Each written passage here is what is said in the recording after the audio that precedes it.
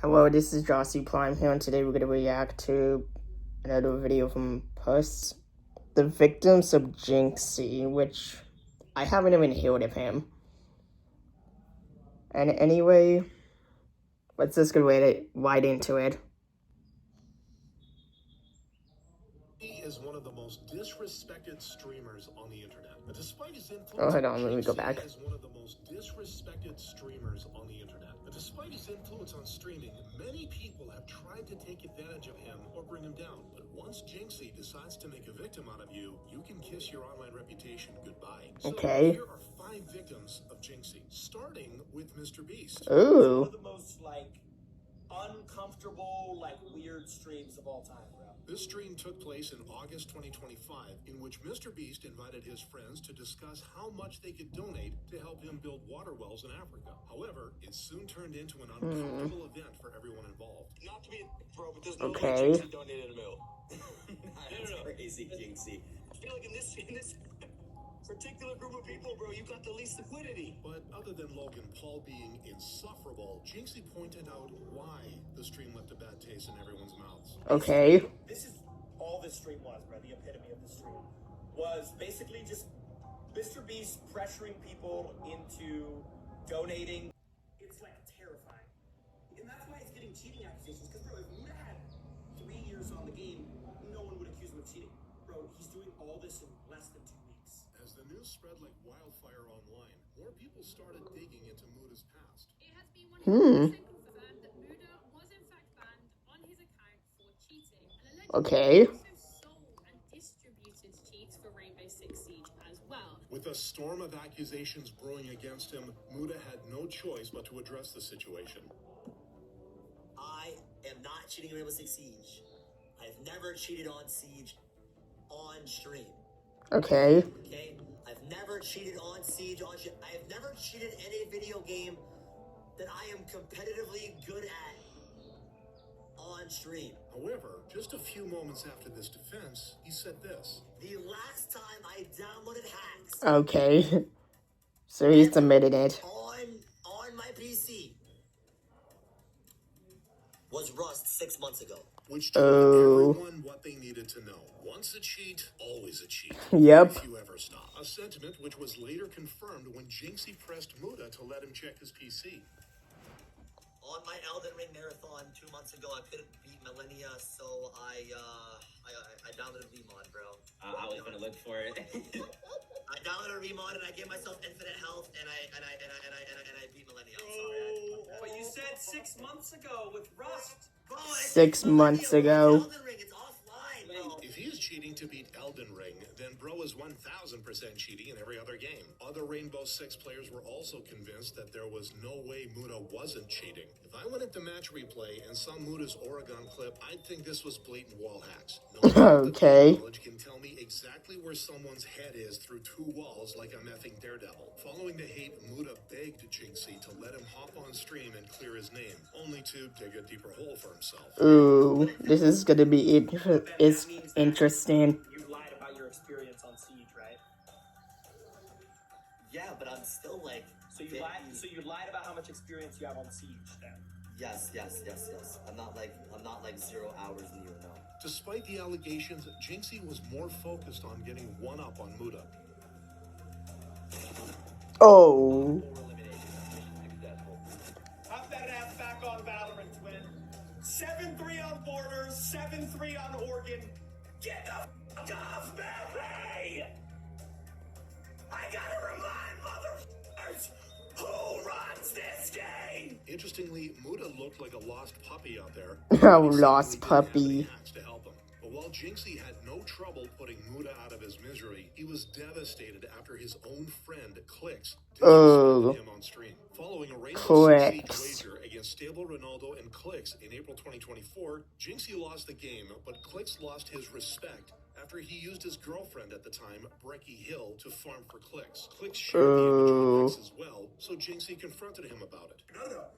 You're gonna delete the tweet and then you're gonna apologize, and then you'll get paid. If you don't do that, I'm just sending around 2.5K. Clicks, however, thought Jynxi was making a mountain out of a molehill. No, I love Jynxi, but like, come on, bro. Like, it's a fucking troll tweet, dude. But Jynxi felt Clicks was out of line. Bro, Clicks, then if you honestly don't think, if you have a friend, right, and you honestly don't think that they're gonna be like, you didn't think I would be like, ha ha ha, let's go. Like, if you actually thought I was gonna react like that, bro, maybe streaming has like overtook your mind, bro. And people online sided with Jynxi. I think Jynxi has every right to be soft with what Clicks posted. It is disgusting and disrespectful, especially if Clicks was his friend. Following the internet's reaction, Jynxi spoke up about how the entire thing was disrespectful.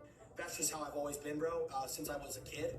If, you know, someone's just like basically disrespecting the fuck out of you for no reason too, like you know what I'm saying, then that's just, you're obviously gonna like say something about it. Clicks was in no rush to admit he was wrong though. But you gotta understand, Chet, bro, he brought up my ex getting a trainer and another, but you guys could joke about that. Like, I'm okay with people joking about that because it's on stream. That's what y'all gotta understand. Anything on stream, in my opinion, is sometimes jokes can hurt.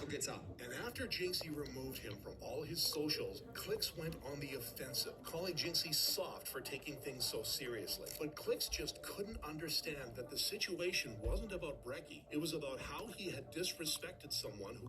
New to San Diego and don't know anyone yet? Meeting people can feel impossible.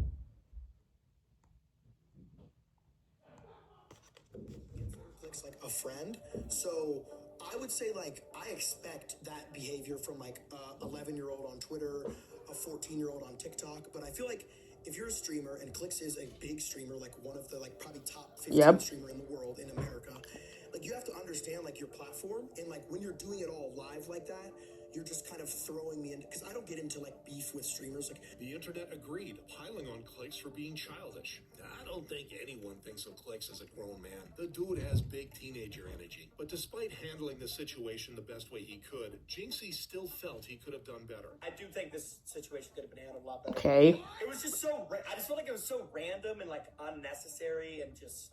However, when it comes to the creator of Clash Royale, Ilkka Pannanen, Jynxi had no regrets when calling him out. Ooh. that's who's getting the credit.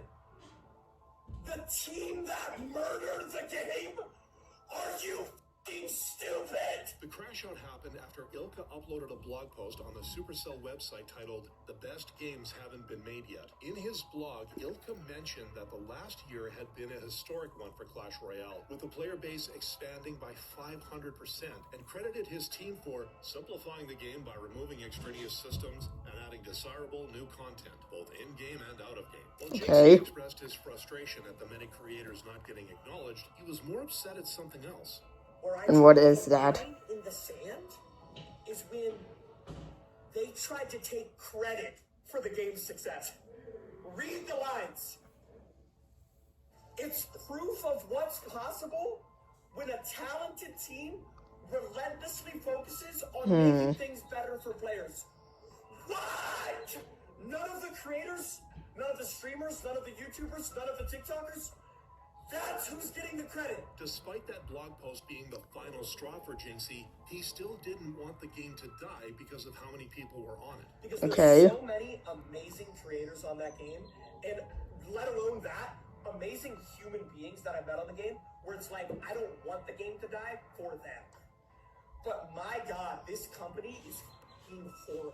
And the internet unanimously agreed that Jynxi was right. Imagine making the game so bad that its top one player in the world tells you that your balancing team should shoot themselves in the head, doubles down. I don't even play Clash Royale anymore. The community judges him for that.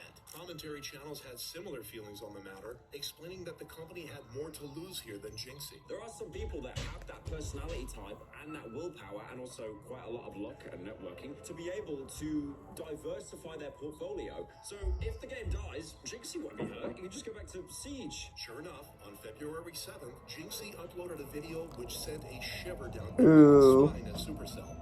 Once they continued releasing heroes and ignored all of the feedback from everyone for now 3 months consecutively, I have zero hope. But yeah, this is probably gonna be my last video / stream playing Clash Royale. And without Jynxi streaming the game, it wouldn't be growing at the massive rate that it was, and Ilkka clearly understood this based on his blog post. By failed to acknowledge the role that creators, pro players, and the broader community played in Clash Royale's resurgence. Creators like Jynxi returned to the game with incredible passion. That kind of love for Royale can't be taken for granted. Jynxi, however, wasn't about to let Ilka off the hook that easily. Would this apology be a thing if he didn't see loads of backlash on Twitter?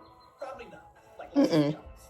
If I would have made that tweet, and let's say that tweet got 1,000 likes on Twitter, he probably wouldn't have issued some.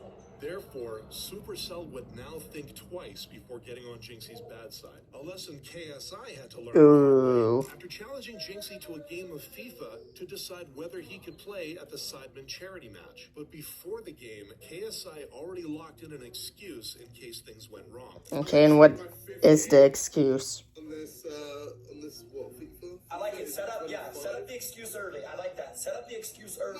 No excuses. I'm still gonna win. However, despite KSI's confidence in winning, Jynxi started rolling him over. Hugo! Oh wait, we're pausing, right? We're pausing, right?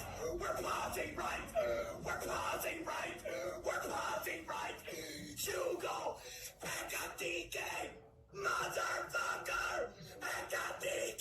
And soon after, KSI made the ultimate mistake of trying to outrage bait Jynxi. Okay. He finally managed to score a goal.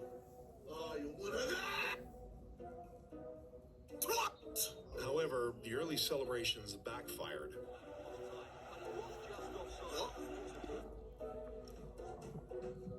I was gonna say, where did he go?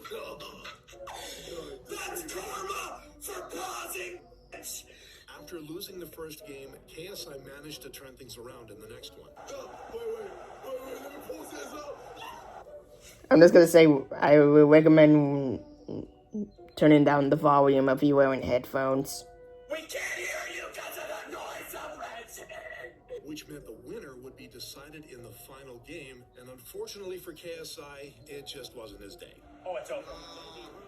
Don't ever ask me to play FIFA again. I'm your daddy!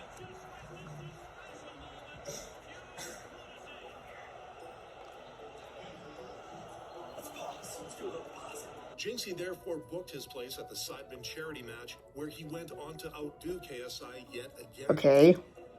Man of the match. Is this real? There we go. This is for you, bro. I don't want to break this. Which proves that if you're going to challenge Jynxi, you better make sure you get the best of him, or else he'll make a victim out of you.